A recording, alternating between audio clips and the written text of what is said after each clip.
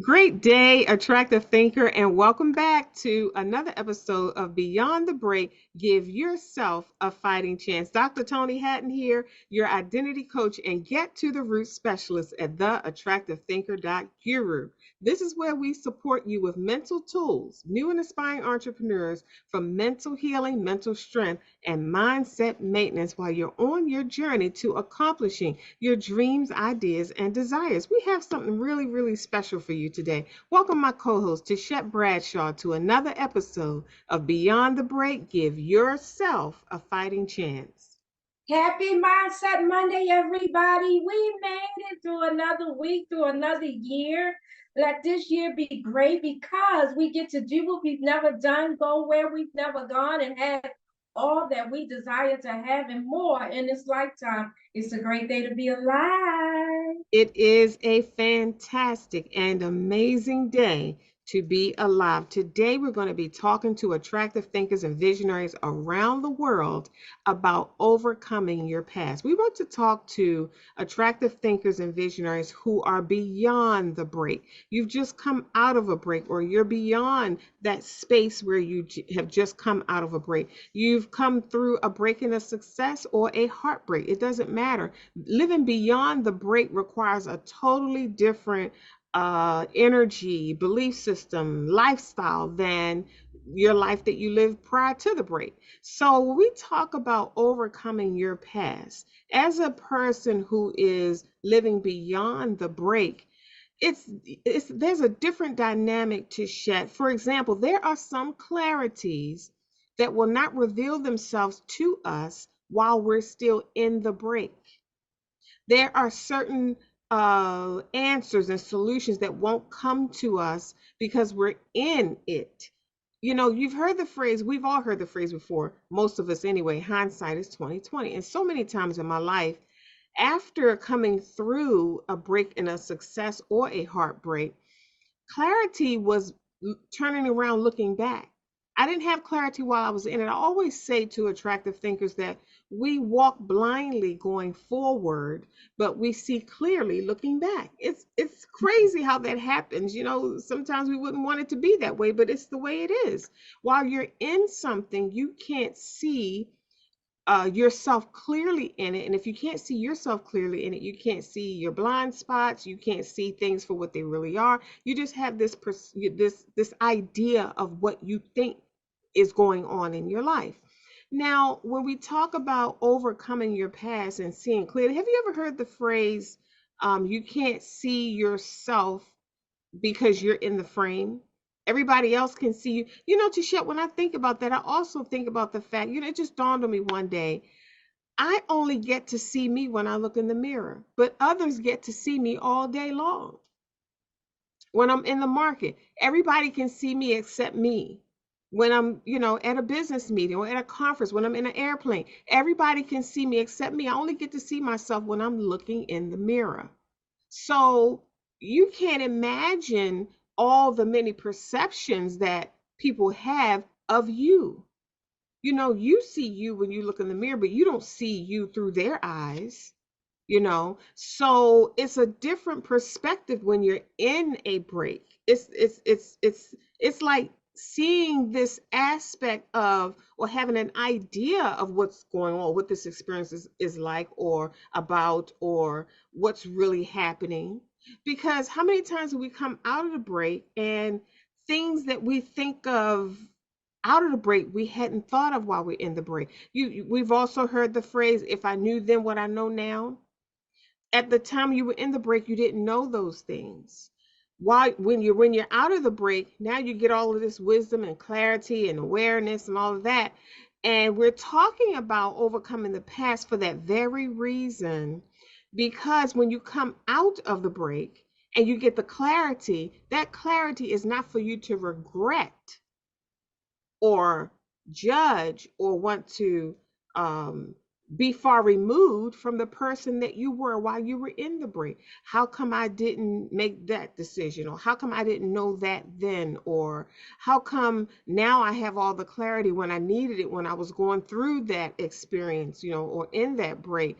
Or if I had made this or that decision, my life would have turned out different. Or if I was smarter, if I was wiser, if I had somebody to help me, if my one of my if my father hadn't left, or if my mother hadn't left, or if I hadn't if I didn't have to grow up in a home, a group home, or a foster home. We come up with all of these scenarios now that we're out of the break, because being out of the break now, we think we know, we have all the answers, we're wise now, we know how that should have went down, you know.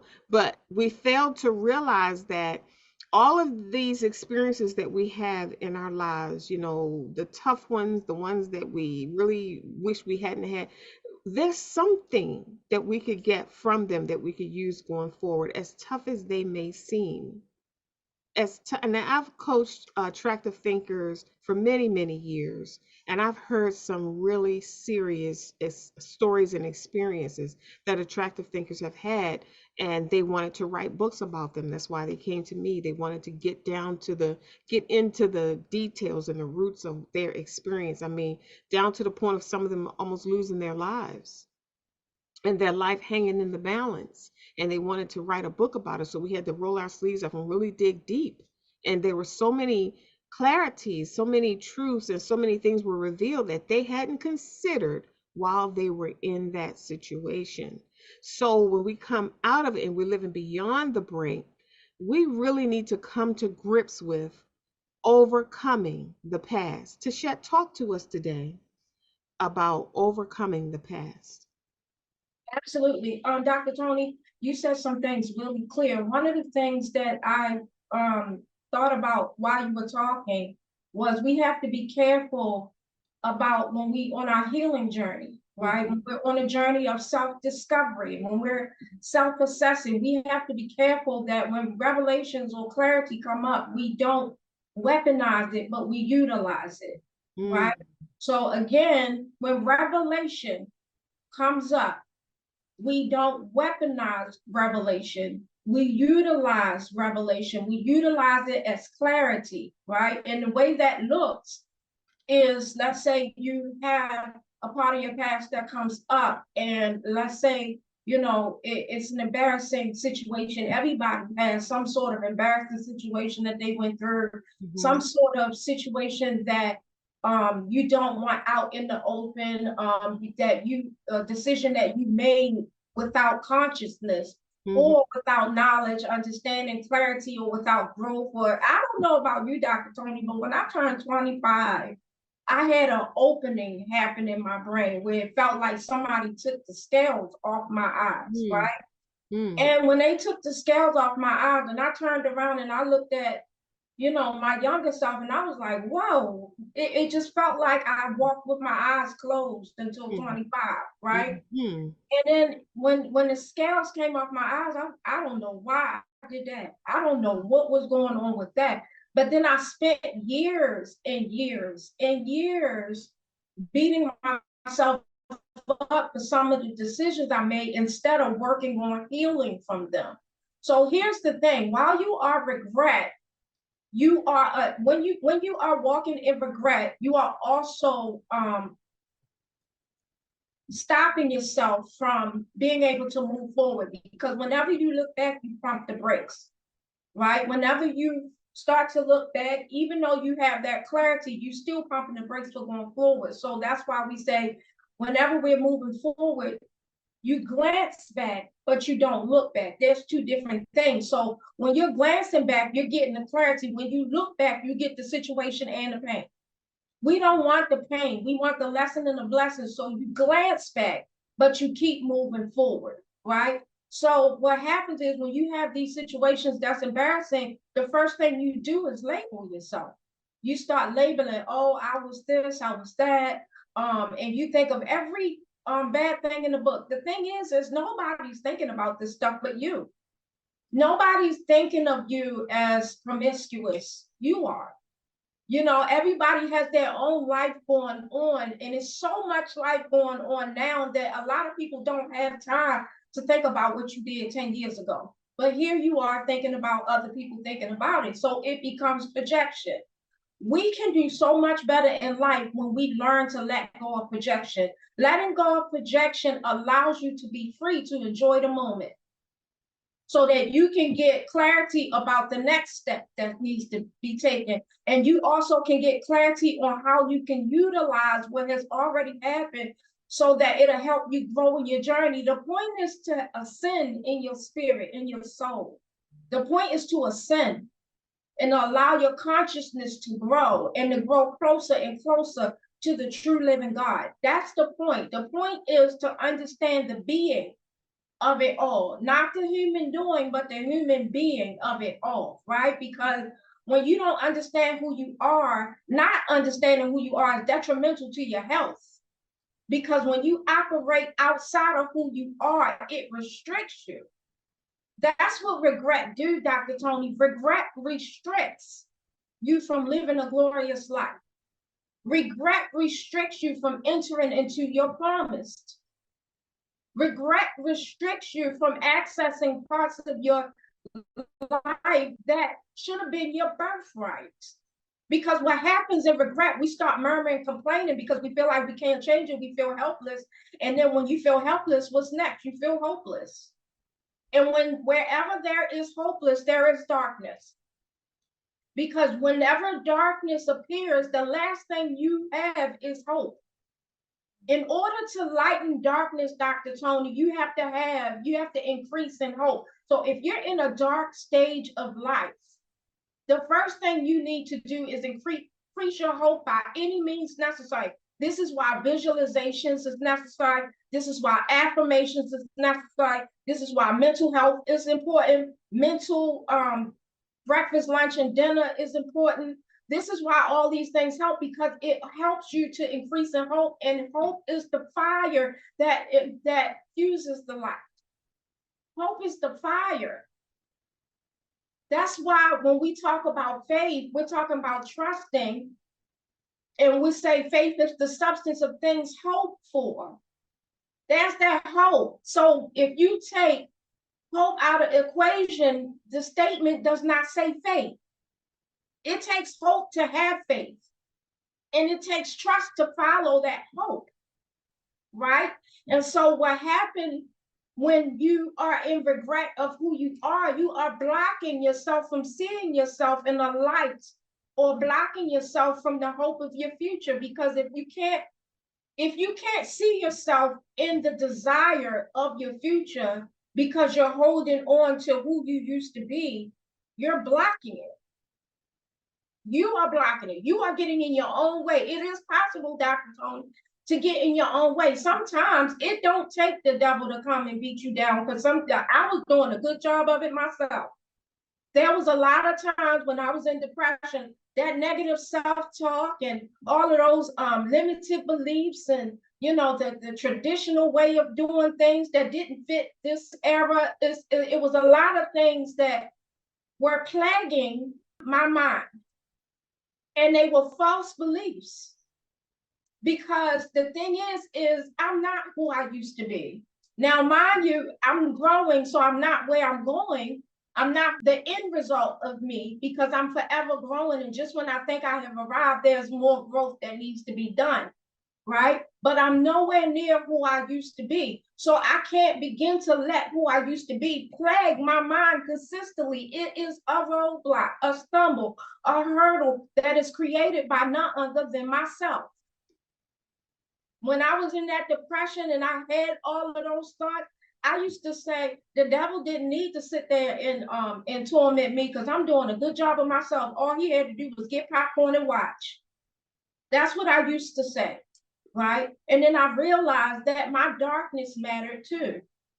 This is why it's important to do the shadow work, because so many times I looked at who I used to be and tried to suppress her, because I didn't think she was good, but she did have some good with her. So what I had to do was allow that dark side of me to heal.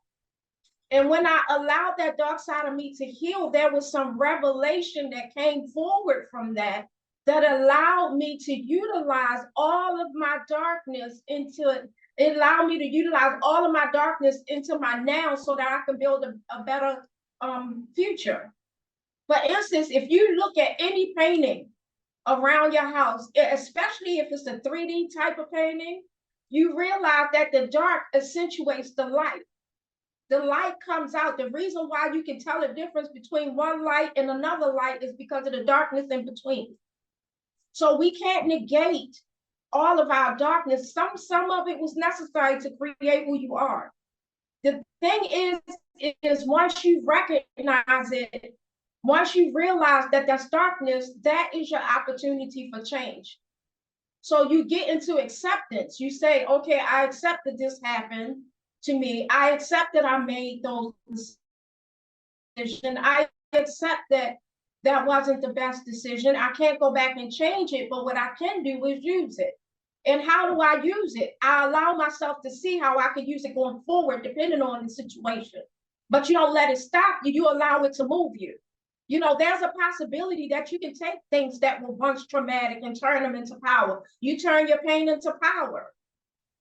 And then, okay, so let's say, for instance, we're just saying you turn your pain into power. What does that even mean? The thing is just knowing the fact that you can turn pain into power starts your journey to turning pain into power. Because a lot of times you're going through pain for no reason. You don't know that you could turn pain into power.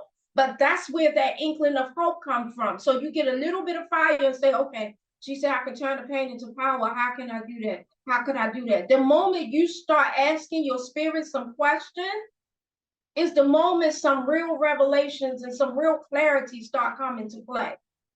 And so what happens is it shows you how to take that one thing you was ashamed of and use it for the greater good, because all things work together for good. All things work together for good. Your whole past, the whole summary of you, the product of your decision is going to come up as good. It's going to all come together as good.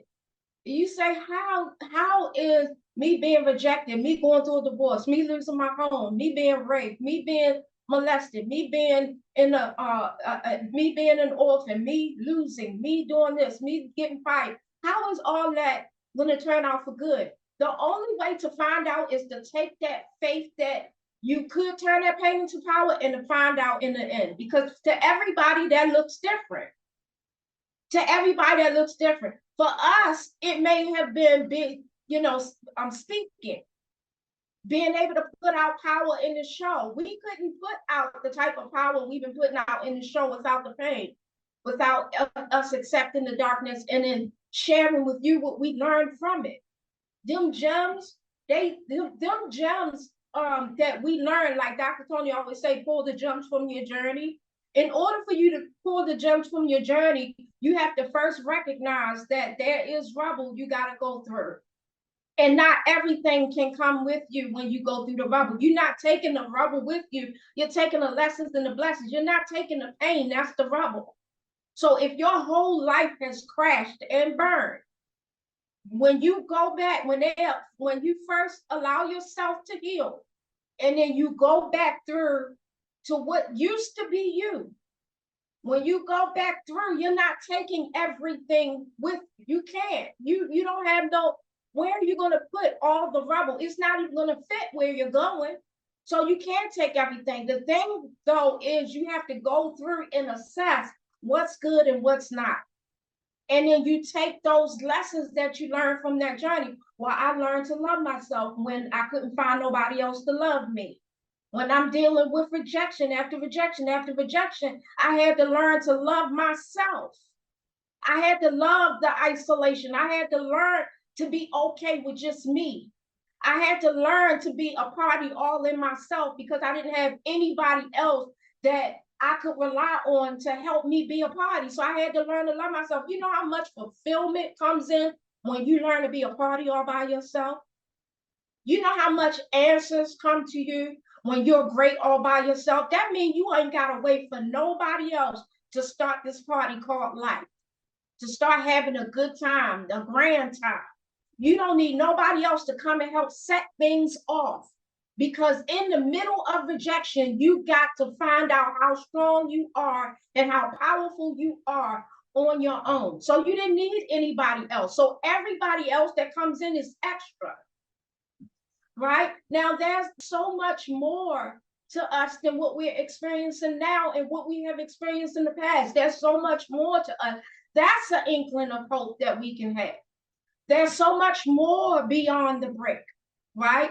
And when we're beyond the break, there's some things that are going to come up, because you get through your past, but there's some gems that's coming up. So pay attention to the thoughts, the memories, the all the situations that come up, because again, it's time to deal with them, right? And so when those situations come up, use it as an opportunity to find the gem in it that will increase your hope by any means necessary.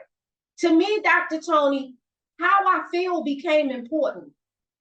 It became important enough to say that the most important thing was that I feel better.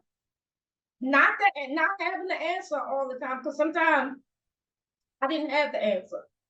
Sometimes the answer ain't present itself until I felt better and was able to walk, until I was able to heal and was able to walk. So the most important thing to me, my peace became my priority. Once my peace became the priority and I was able to calm myself down, then I'm able to look at things through a proper perspective. Because when you're looking at things in a panic or in regret or in judgment, you're not getting the proper perception of what is or what has happened. So I had to be able to make myself feel better. You know how you have affirmations, and maybe some of that stuff has not come to pass yet. Some of your dreams and your vision boards may have not come to pass yet, but you got to hold on to that things, even if that feels like being delusional. You have to hold on to it like it is, and no question. Because a lot of times you never know all those things on your vision board. Everything you said you are, affirmation, all of that stuff that you have been doing on your journey to healing could come to pass. It is a possibility. Some of it has already came to pass. That's why you had the desire. Your spirit that went into your future, grabbed the energy, put it in your mind, and created it as a desire. You say, I don't know why I want this. Because your spirit already knows it did it. So hold on to that hope and allow that hope to be enough fire for you to walk it out. See it all the way through. See if that's why it called you. See if that's why you had to go to the pain, because that pain exposed the desire in you. That pain exposed it. That rejection exposed that you just needed yourself. You didn't need nobody else. You just needed yourself. There was nothing outside of you that could answer you, just you. All you had to do was get connected to you, and everything else started falling into place. You realize that when you get connected to yourself and you look around and you say, nothing in this house matches me, you start saying it's important for things to match me. And you start building little by little. Okay, take this down and put that up. Okay, move this and then put that down. And you start building, and next thing you know, because it don't take forever to do nothing. Next thing you know, you look around and you like, everything matched me. How did I get here so fast? To the point now, when you look back, you like, how did I get to this success? How did I get to this level of happiness? This time last year, I was in my bed sulking, and now I'm sitting here winning. How? Because you followed your spirit. You allowed hope to be your fuel if you had nothing else. Sometimes, Dr. Toni, in order to ascend and in order to grow in our spirit, it's going to take trust. That means trusting in what you don't yet see, trusting in what you don't yet know, and trusting in what you have not had yet, right? But just knowing that it's there being enough. It's not about why you have to have this success. It's about the fact that you can. That needs to be enough. And then you allow yourself to speak, and you allow yourself to believe, and you allow yourself to walk in that path until you get to the place for where you desire to be, only to see that you're unstoppable, because as soon as you get to where you think you arrive, more calling you. More is there. So if you are beyond the break, there's more beyond the break you need to have. There's more. You're just scratching the surface. Soon as you think you arrived on shore, you realize there's a whole world you had not checked out yet. Just when you think you learned something, and you say, I have learned a lot. Just when you think you learned something, no, you just learned number one on level one. You still got 13 more levels to go with 26 things on each level to learn. You just learned level one. That's a different perspective, Dr. Toni, because just when you think you know it all, you realize you know nothing. So all you got to do is trust the all knowing, trust the spirit, and keep moving on that. Back to you, Dr. Toni. Okay, attractive thinkers and visionaries, you know what time it is. It's time to pull out your attractive thinker notebooks and capture these gems because Tichet, you said a lot, and I'm about to share some practical ways in which we could use these gems that we captured today so that we can apply them to our lives. Practical application of a message is so important because we can hear messages and hear the same words or phrases over and over and over, and over time they begin to lose their effect. We're talking about overcoming your past. You've heard the word overcoming before, and you've heard the word past before, but we're going to dive deeper. As attractive thinkers, that's just what we do. And visionaries, you begin to see beyond what you're looking at. So we're going to share some new perspectives in hopes that it will support you with the tools that you need to overcome your past in a healthy way. In a healthy way. So, Tishet, you said don't weaponize your past, utilize it.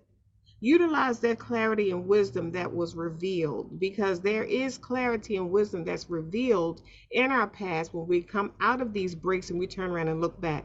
Hindsight really is 2020. So you said this stood out to me. You said at the age of 25, it seemed like the scales came off of your eyes and you couldn't believe or understand some of the decisions that you made. I've had an experience recently with an attractive thinker, and they're pretty young, like in their 20s, and they were talking about their teenage years, and they were referencing, like you said, the decisions that they were making, but they said something happened when they hit a certain age. Attractive thinkers and visionaries, I want you to really pay attention here, because there is something to shed. I don't know what it is or what it's called, but I can put a word on it to help us all understand what I'm talking about. I think it's some kind of veil over our consciousness or awareness. And just like an infant becomes a toddler, an infant is not aware of things that a toddler is aware of. The awareness grows, heightens. A toddler is not aware of what a middle schooler is aware of. This is the same child. The same child going through these stages, their awareness, they're not aware of certain things. Think about it. A brand new baby is not aware of this great big world that they're surrounded by. They're right in the middle of it. And they're not aware of the wars and the joys and the birthday parties and all of the accolades. They're not aware of a plane flying in the sky, but it's happening. Their awareness has not grown to that level whereas they can perceive these things. So when we talk about these stages, I believe that even now at the ages that we're at, there's a veil over the consciousness. And as we continue to evolve and grow, that veil subsides and we begin to see things differently and more clearly than we did before. That's the only reason why we would question a decision that we made prior to this awakening, this awareness. Think about that. Write that down in your attractive thinker notebook. The mere fact that you can look back on decisions that you made and question them or wish you had made better decisions, it means that you are at a different level of wisdom and clarity. You've grown, and that is to be celebrated. I don't know if attractive thinkers or visionaries have ever considered that. When we look back, a lot of times when we hear the phrase, I wish I knew then what I know now, that doesn't come with good energy. That doesn't come with positive vibes. It's coming with a negative connotation, meaning the decisions that I made back then, I wouldn't have made them if I had known this. Think about that. So we want to shift the perception and look at these things of our past, these experiences and decisions and things that we've had with a different view that lifts the weight. You know, we created a message on our YouTube channel, Beyond the Break 2020. Lift the weight of the things that we're carrying. Release the weight of what we're carrying. You know, look back over our channel and listen to that message.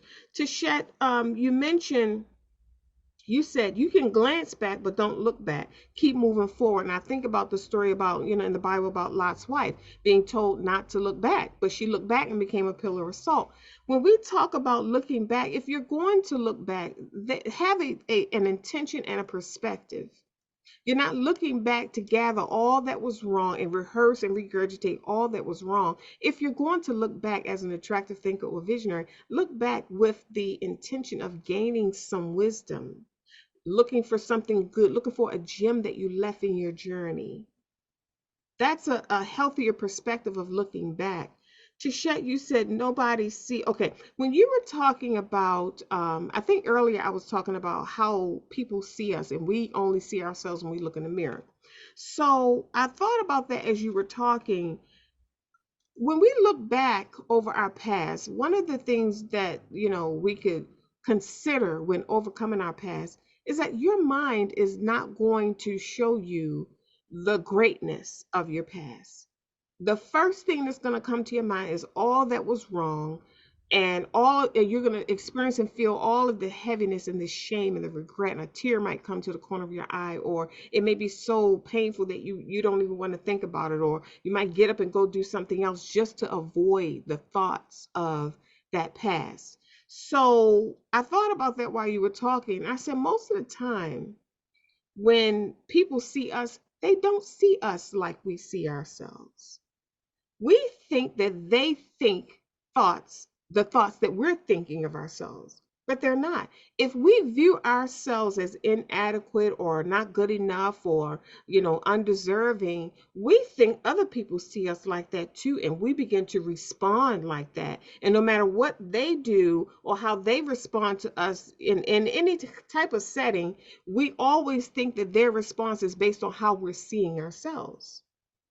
So we perceive their response in a negative way when that may not be their intention at all. That's why it's important to sit with and overcome, use the attractive thinker tools to overcome your past, meaning in a healthy way.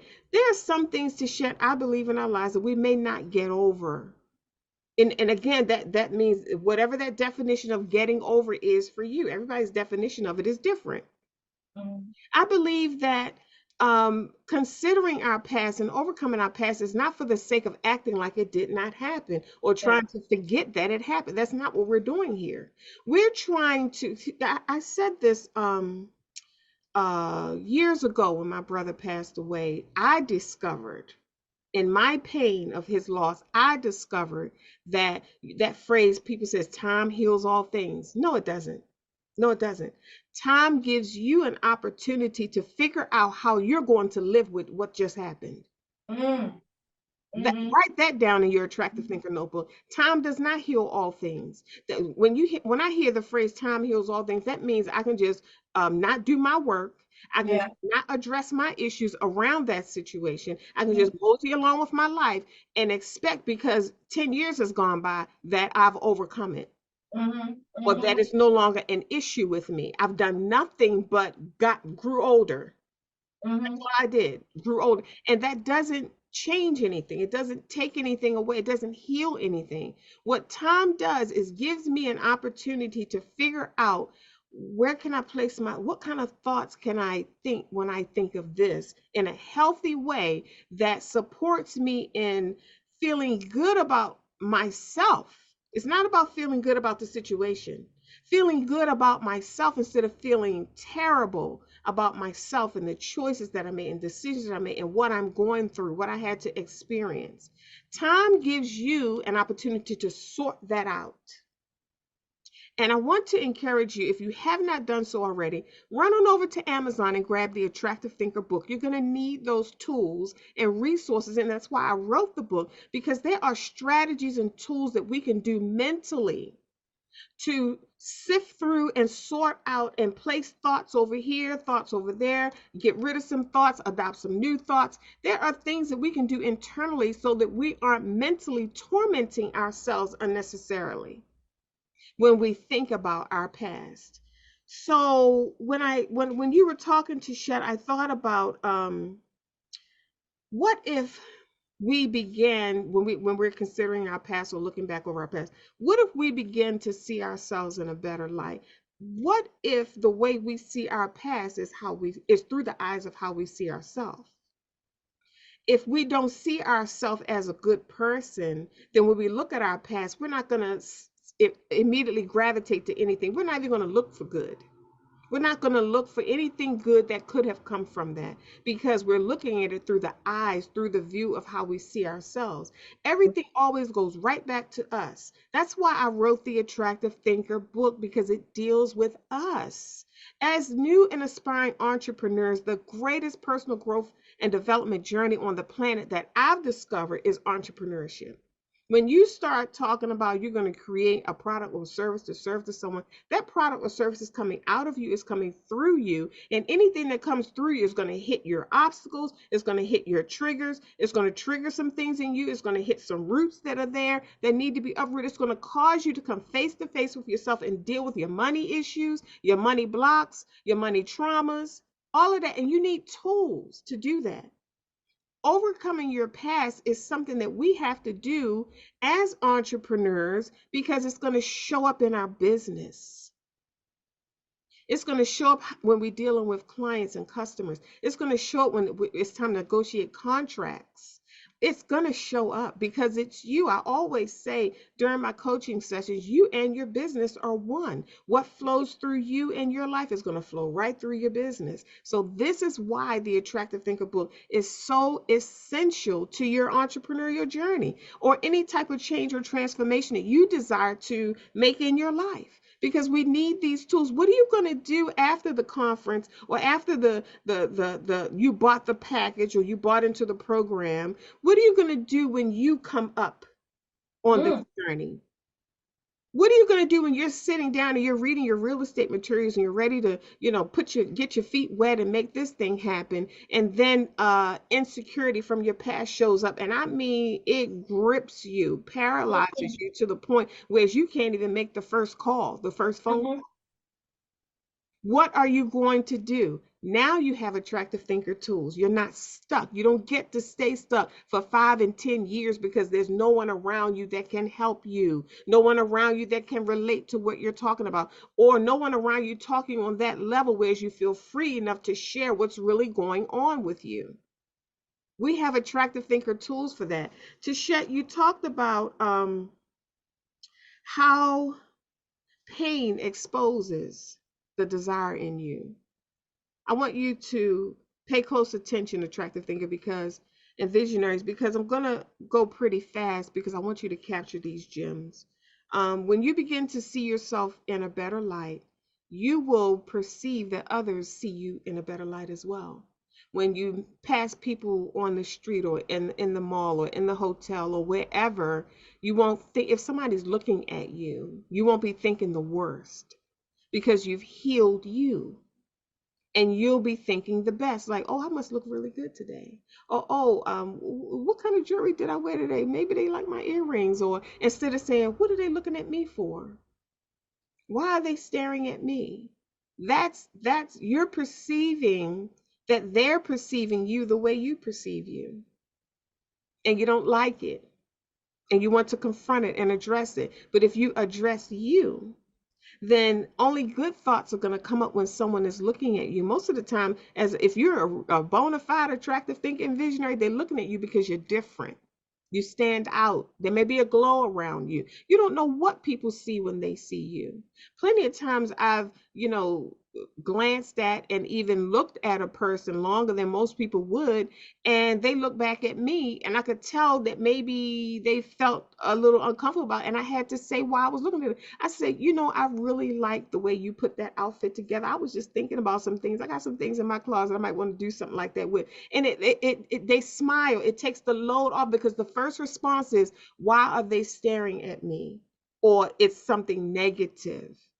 Think about that. We have to address ourselves so that our perception is healthy when we go about and out into the world and do business and interact with other people.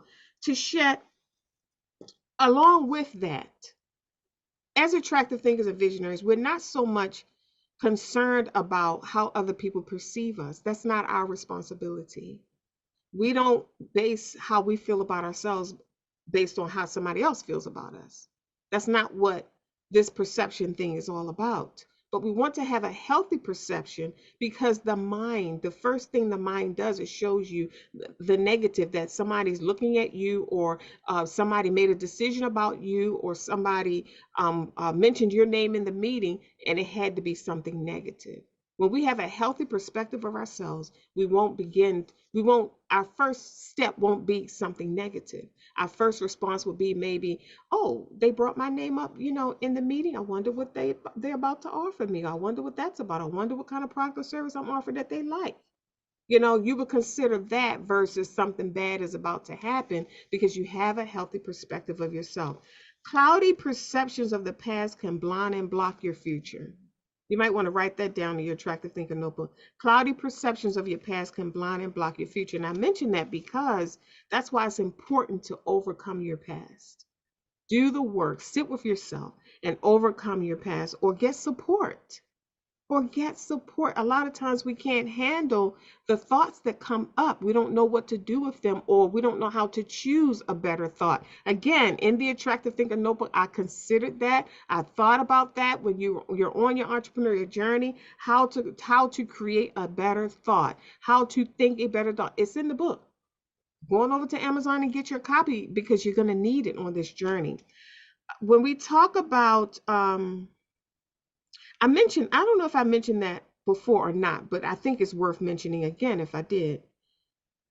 The mere fact that you are looking at your past and you're wishing that you had made better decisions, or you wish you had the wisdom then that you have now, that means that you have grown and evolved into a person, number one, who is not who you used to be. Would it be fair for me to be a 12th grader getting ready to graduate and ridicule and regret myself as a fifth grader and the decisions and choices that I didn't make in fifth grade that I could have made to better my future going forward? That wouldn't be fair. That sounds ridiculous. For me, even as a fifth grader, to judge myself as a kindergartner, well, I could have learned my alphabet faster, or I could have learned how to write my letters better. You're a fifth grader now. You like your handwriting now, it looks beautiful, but then you look back through some of your notebooks that your mom kept, and some of those pictures that she posted on the refrigerator, and you take them down because you don't like the way you wrote. Well, you weren't a fifth grader at the time, you were a kindergartner. It's the same thing in life. You can't judge the decisions that you made back then because you didn't have the wisdom that you have now. So we're just sharing this. Now, keep it in perspective. There are no absolutes. Everybody's experience in life is different. So don't walk away saying, well, Dr. Toni and Tichet said this and that and the other. No, use your judgment, use your discernment, use proper perspectives, and keep things in proper perspective concerning your life. And it's called balance. What works for one doesn't work for another. That's why it's important to sit with yourself and get to know yourself and how you roll, and allow your spirit to minister to you and give you the clarity that you need on your individualized, customized life. Mm-hmm. Mm-hmm. This is truth here that we want to share to empower you to discover your own truth. Mm-hmm. Think about that. So, tools to overcome your past: create new perspectives of your past that lift the weight. You'll know that it's a healthy perspective of your past because you don't feel the weight of the pain, the guilt, and the shame and the regret. It's a healthier perspective. Now, I heard you. Sometimes attractive thinkers might say, well, Dr. Toni, isn't that just a weird little way of not coming face to face with the truth?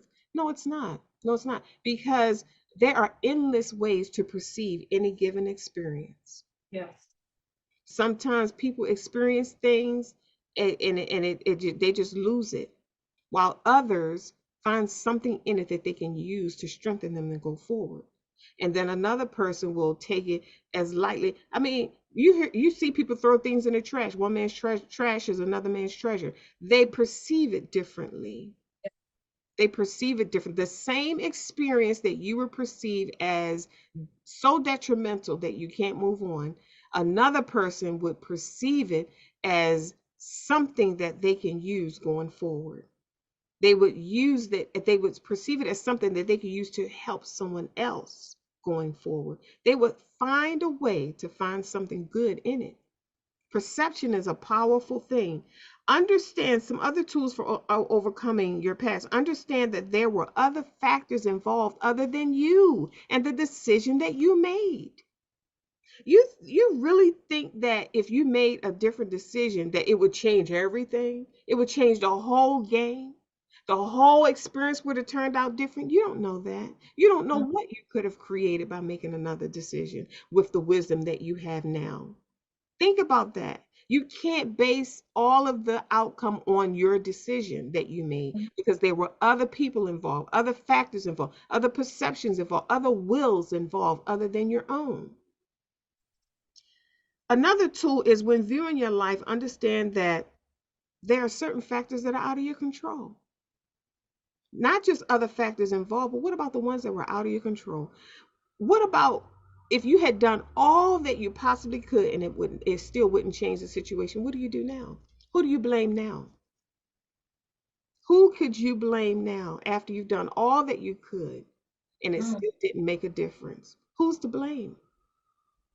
Think about that. It's just something to consider when overcoming your past. Understand that most of the time, the mind will only show you negative aspects. I talked about that.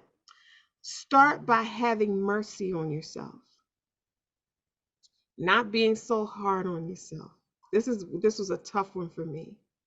Man, if I had known then what I know now, or if I just had the courage back then to make a different choice, or if I had had support, or if someone had told me, or if my situation was different, instead of going hard on myself and also punishing. I've coached some attractive thinkers who are more comfortable punishing themselves for the decisions that they made versus healing from it or pulling something good from it. The punishment seems more comfortable. It seems more right. Think about that. Now that's a lot of work that needs to be done there when you're more comfortable being punished, and when I say being punished, you're more comfortable with bad things happening or contrary things happening. You're more comfortable with getting the bad end of the stick than actually having a better option, because at least it's congruent with how you feel about yourself. Think about that. When you're that way, when you have that kind of perception about yourself, anything good feels uncomfortable. It feels undeserving. It doesn't feel right. It doesn't feel like it's for you.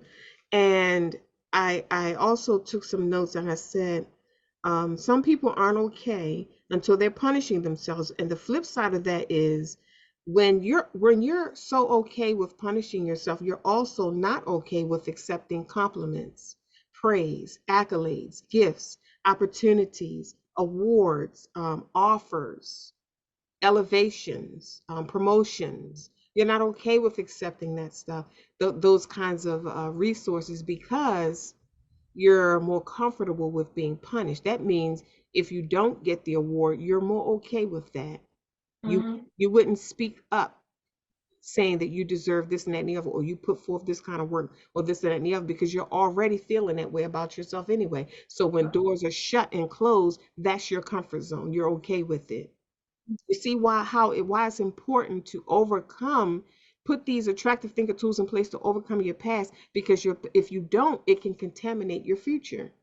You can drag your past all the way through your entire life as if it's happening every day, when it only happened in a certain moment of the day of your life.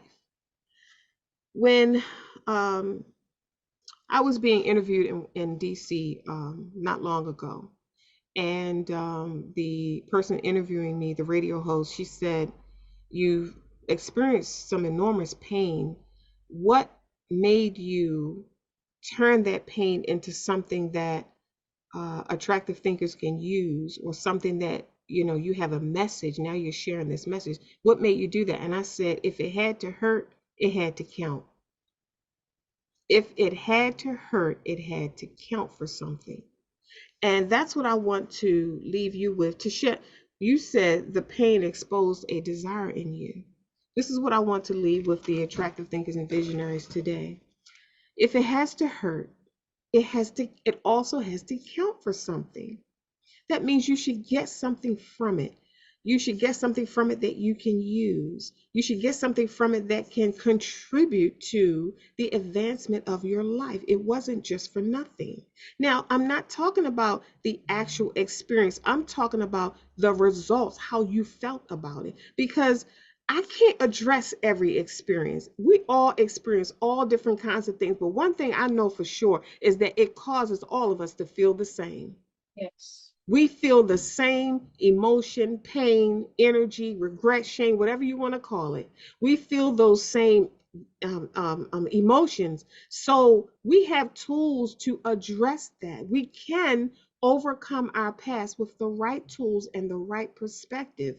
When I say if it has to hurt, it has to count, just know that there's something in there that will advance your life, because that pain that you feel, you can actually create something with the intention, just like I did, so that no one else will experience that kind of pain, such as what you did. I did that. I tried to, compile that in 2 books that I wrote and in my coaching programs. And when I speak, the messages that I share, I try to, even in the songs that I sing, the songs that I write, I try to make sure that it's something there that attractive thinkers can use to overcome something, to get through something, to be better in their lives, to pull the good from something. And that's what I want to encourage you to do today. When thinking about overcoming your past, I want you to view it with a different perspective, because there is a lot of good there that can be overlooked and missed that you can use. If you had to go through it, don't leave the good in it that was assigned to you. Don't leave your riches there. If you had to go through it, capture those gems and bring them out with you and use them in your life going forward. They were for you. If you had to go through it, that treasure that's in that experience is for you.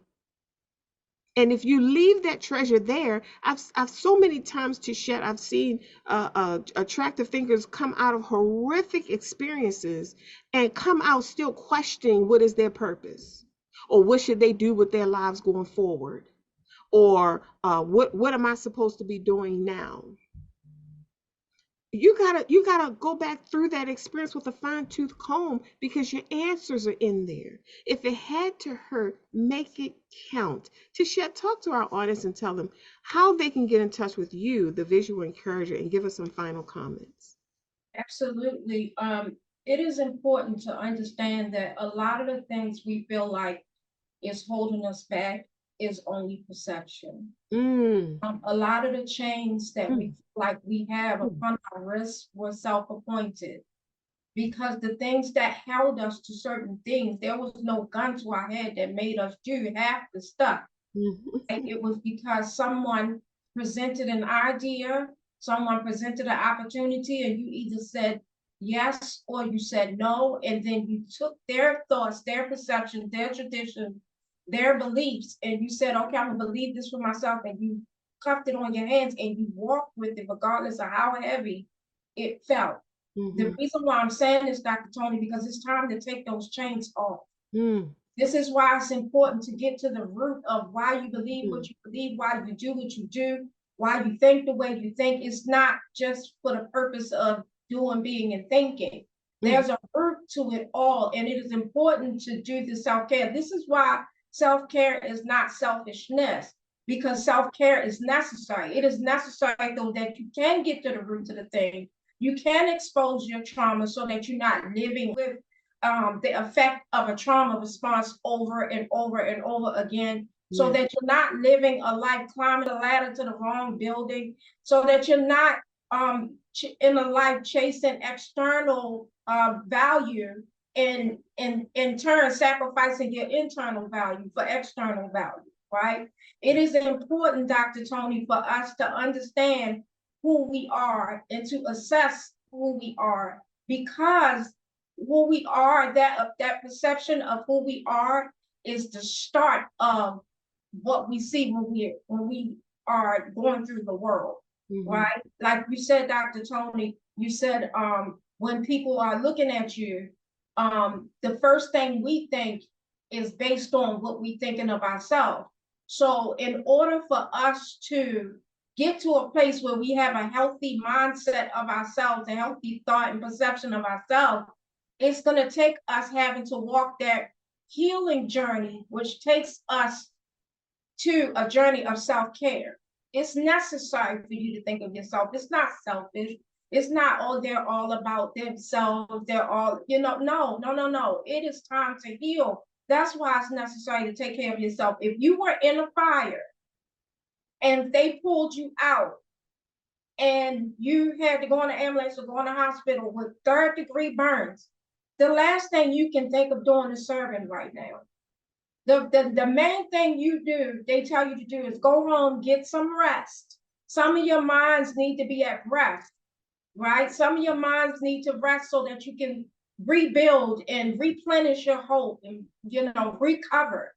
It's okay to take time of recovery. We don't have to be superwoman all the time.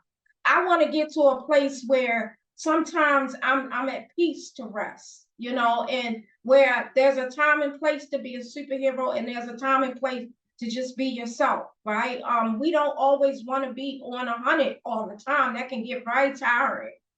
And or having to be strong all the time, that can be very tiring. So it is necessary to adjust your life according to who you are, but first learning who you are through self-care, through self-assessing. It's not selfishness, but break off all of those chains that you have been carrying because of your past, because of the trauma response you have going on, because of the perception or the misperception that you had of yourself. It's time to take off those chains and allow you to be free and get to the root so that you can create a life that is fulfilling, a life that you love, a life of peace. Can you imagine that? That life that is calling you is a peace. One thing, Dr. Toni, I wanted to say before I tell them where they can find me. One of the things I wanted to say was it is easier to punish yourself versus having mercy. The reason why we need to have mercy and grace for ourselves is because, first of all, we deserve it, right? And God saw fit for us to have it, right? And because it's not necessary for us to be hard on ourselves. But the reason why it's so easy to punish ourselves is because that is a trauma response from rejection, from being rejected, from being neglected. It is there because we feel like that's a protective mechanism. We say, if I don't desire for nothing to come, nothing will disappoint. If I don't expect nothing, then when somebody rejects me, I don't have to go through the hurt of being disappointed. So what's at the forefront? The hurt. So you're still leading by hurt when you don't allow yourself to dream or to have visualizations or to have desires. You're leading your life by hurt. You're allowing disappointment to lead you. And that's going to create more disappointment. It is important for us to be okay and to be happy and to be peaceful in order to create things that are happy and are peaceful. It's hard to create goodness out of pain. It's hard to. But if you have enough hope and enough grace for yourself and enough courage, you can do anything you put your mind to, whether you're hurt or not. You can do anything you put your mind and heart to, especially discovering who you are. That's the greatest treasure you'll ever get. That's the greatest connection you'll ever have. That's all I wanted to say. You can find me on my website at www.visualencouragement.com. We provide mental support for movers and shakers, trailblazers, pathfinders, and groundbreakers. All you visionaries that desire to move mountains but need help lifting the heaviness so that you can create a new vision for yourself. Go to my contact us page, put in your information. Let me know how I can uplift you, enlighten you, and encourage you so that you can live a life of fulfillment beyond a break. You deserve that. Again, that's www.visualencouragement.com. See you soon. Awesome. Attractive thinkers and visionaries around the world. We are delighted to bring these messages to you to support you on your entrepreneurial journey or in any form of change or transformation that you have desired for your life. You can reach us at theattractivethinker.guru. And I want you to make sure that you grab your copy of The Attractive Thinker on Amazon because it is essential. It's so many resources there to support you with the foundational pieces and parts that you're going to need on this journey to become a success and giving birth to your dreams, ideas, and desires. Anytime you want to change anything about your life, you're going to need support. Reach out to us. We are here to support you. We always say our life's work, it truly is to make your life better. Remember, it is not what you're going through, it's how you're viewing it. Think attractively, and we'll see you soon.